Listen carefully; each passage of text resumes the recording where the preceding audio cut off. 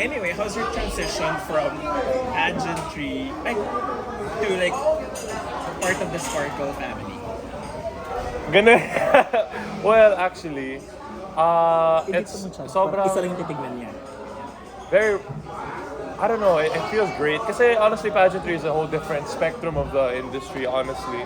Pero to be honest, before pageantry talaga, I was already acting in the US. Pero yung adjustment lang naman, siguro yung stepping stone yun para sa akin yung pageantry. And going to Sparkle now, I think it was so nice that I was able to showcase who I am. When who I am, that's the beauty of pageantry. That's what I advocate for. You have to be yourself, and I guess nakita ng Sparkle yun kung what I can do, what I can bring, and my abilities in different forms. So ngayon, bibigay ko naman yung talents ko to acting, and mapakita naman natin sa mga taong bayan na kaya natin mag-acting dito sa Pilipinas. Actually, yung goal ko ngayon, honestly, or ever since pa talaga, is to have a Filipino international actor be recognized globally. Kasi Asians right now has been booming in the Hollywood industry. Kaya where else to start but in the Philippines, no? Kaya ayan. Did you may upcoming project, acting project? Right now, it's always been we're just doing acting workshop as of the moment. Pero may mga bagong teleseries na baka action or whatnot. Pero there's some that are coming up soon. They will be telling me if I will be auditioning for that. Kasi, syempre, auditioning for all the Sparkle artists, we're also auditioning for it. Pero, may bibigay din sa akin, if ever. So, nag-antay na lang ito. It's a waiting game, It's a waiting game din, Ano saan mo gusto mag-focus? Like, kasi okay ka rin sa hosting and Yeah, then actually. kumakanta ka rin. Actually. So, ayun. Yeah. Or sa acting ka mag-focus? Yun nga, parang sasabihin ko, acting is as my profession. Whenever I'm given the opportunity for that, mapapakita ko talaga to myself, and that's really my main job. That's really my main bread and butter. Hosting, hosting, modeling, singing and dancing. That's more of a hobby, and grateful na lang ako na nagagawa ko na rin dito yun with Sparkle, and nakikita din nila. So, as much as possible, as a Sparkle artist, I try my best to be honing my different skills, my hobby. Good thing it's my hobby then, so no problem. Parang gusto mo mag-focus. Are you more of like a dramatic actor, action star ka ba? Or like nasa... Or sexy. Yeah. Parang meron ko ng style. Siyempre, that's your question. Parang ganun. Derek Ramsey. That's the beauty of acting. You can be anything you want. For me, character acting. I really want to portray a certain character, whether it's an alcoholic or really deep acting talaga. One time, Paano po yung kailangan mag-show ng body? if given with the opportunity, or if it makes sense with the role, syempre balo ko naman itanggi, as long as there are some siguro may mga boundaries. Siyempre kung TV may boundaries.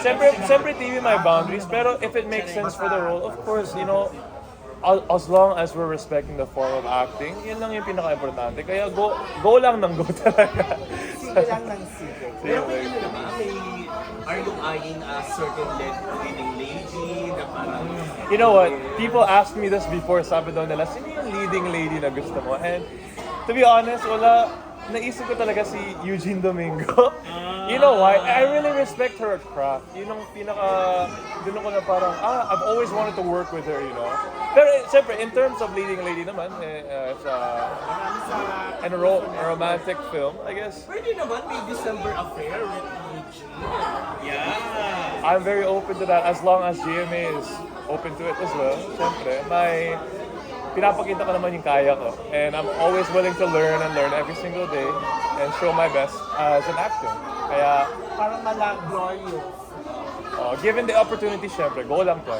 Ay, sorry, kinakita. So, sino yung naiisip yung leading lady? Naisip ko sila ba ngayon? Sila Sanya, Kylie Nicole Padilla, You don't have to limit the Sparkle lang, kasi ngayon mag-aano na yun, nag-converge. Oh, yes, of course, yes. Did you guys want somebody else from Yeah, outside? I mean, you don't need to limit your choices. Also sila, I've been seeing Christine Reyes ever since. I've always idolized them when I was a kid, and then now, being in this industry, parang it's possible, Like, honestly, I've been meeting everybody, and every time every single day as a sparkle artist, nakita ko parang, posible talaga. I could be anybody. Pero I'm just ready to work. Yan lang masasabi ko. Nag-audition ka ba nung kay Kunan? Oh, yes. How was it? Honestly, it was very nice. I was able to speak Spanish for the first time kasi I studied. Kasi yung mga business partners nila, they're two, both of them are from Mexico.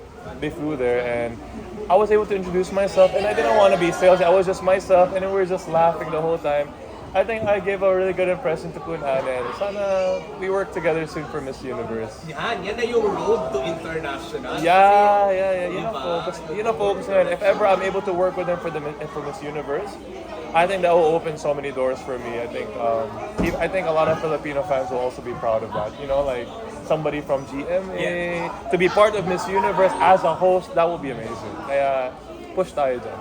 Speaking of Kun and Thailand, there was a one time during the pandemic na nauso yung BL series. Are you also open to Yeah. something like that? BL series, for now, like I said, as long as the acting makes sense. For me, right now, as I'm doing acting workshops, focus na muna namin yung this thing called instrumental. We focus on my fundamentals, my craft. There's this relationship work. There is character exploration. Maraming ano yan eh. Yun na muna yung asik i-focus ko muna. And then given the role, if GMA does that, right now I'll focus on the series na binibigay sa akin ng GMA. Pero of course, I can't say no to all these opportunities, syempre, if it makes sense. Because of your good looks, tapos beautiful body. Diba? So, syempre hindi natin maiiwasan na minsan may mga talagang maraming for sure nag-a-admire sa'yo. So, nakaka-receive ka rin ba ng mga, parang how do you handle yung mga nag-a-admire sa'yo? Like may mga nag-message, mga ganyan for example. How do you handle them? Kadamihan dyan, mga comments actually. Yung mga comments, sobrang natatouch ako. For me, I know when to filter out the bad and the good. Pero I try my best not to... I appreciate and I'm grateful for all the comments, the people admiring me. If I was able to change somebody's life through pageantry itself, sobrang sarap sa feeling, you know? Pero at the same time, I just do what I can for myself kasi I try my best not to be too affected even in the praises.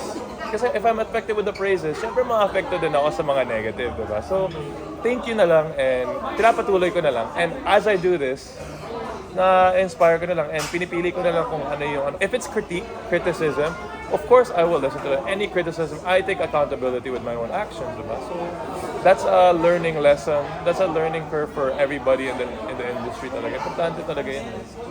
So, Cosmo Bash, parang ganun fashion show, mga ganun. Are you open to it? For sure, kasi Mr. yes, of course. Oh my gosh, I love my views on art. You know, I appreciate the craft or everything with fashion. I'm a big fan of that. What's the best thing that you've learned from the pageantry and what's the worst? Which one did you want to know first? Worst or best? Best first. Best muna. Okay, high muna tayo. The best thing is it encourages you to be your best self. It helps you be your utmost, highest self, what you're capable of doing. And that alone, I can take it with me every single day. Kasi every single day, paglabas mo ng bahay, everything, not only in the exterior aspect, pero interior when you have these interviews with CNN or everybody, you have to be your best self. You have to really show as a lead by example, as a king and representing the country. Kasi syempre, bawal kang burara. Alam mo yun, yung parang you have to be organized, you have to have a good sense, you have to be articulate, you need to know who yourself, you have to be yourself. You cannot hide that. And mamahalin ka ng tao kung hindi ka naging peke. And people, I think people message me saying, paragraphs, essays, DM lang to They send me these messages and videos saying na, MJ, I've never seen somebody like you in pageantry and you've changed my life for the better. And that alone makes me so, naka-emotional. And it makes me keep on doing what I can do. That's the best thing that happened to me. As long as I inspired people, most importantly, be my better self for other people. Diba? Worst naman ba? About you?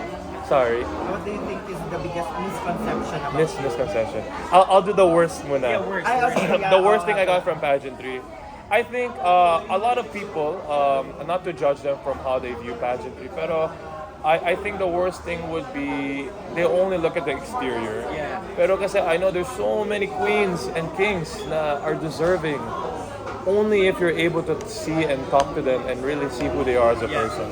Not, and some of them are not, they're not, parang kinokompara siya eh. Kinokompara yung mga taong yun.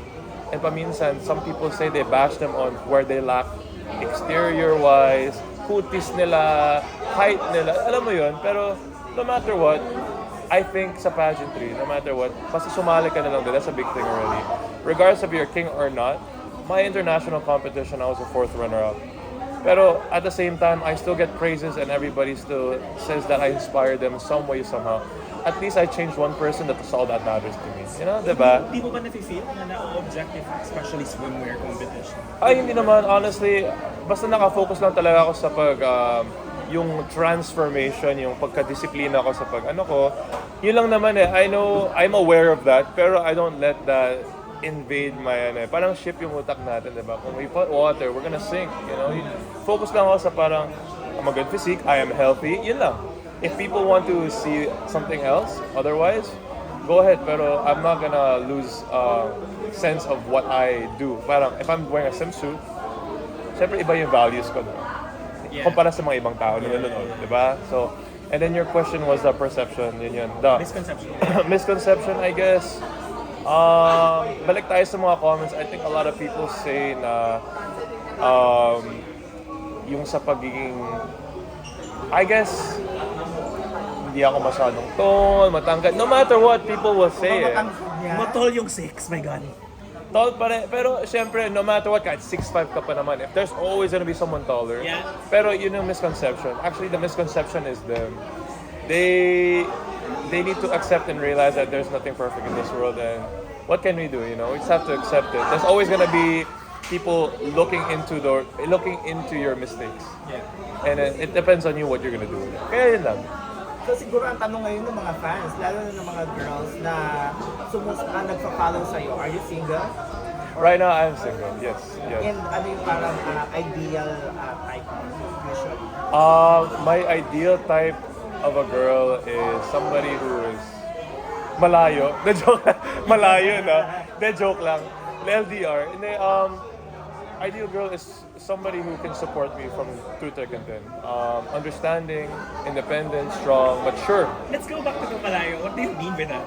Hindi, kasi I just like foreshadowed my conversation with my friends na parang mga type nila, mga malayo. Pero may mga ibang tao naman dito.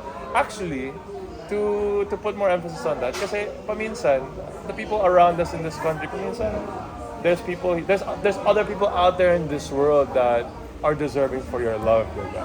And let's not limit ourselves sa this country. Siyempre, sa tamang timing, darating din yan. As long as you focus on yourself, huwag ka mawala lang sa sarili mo. Someone will come. Nasa Russia pa naman sila or whatever. Alaska, di ba layo?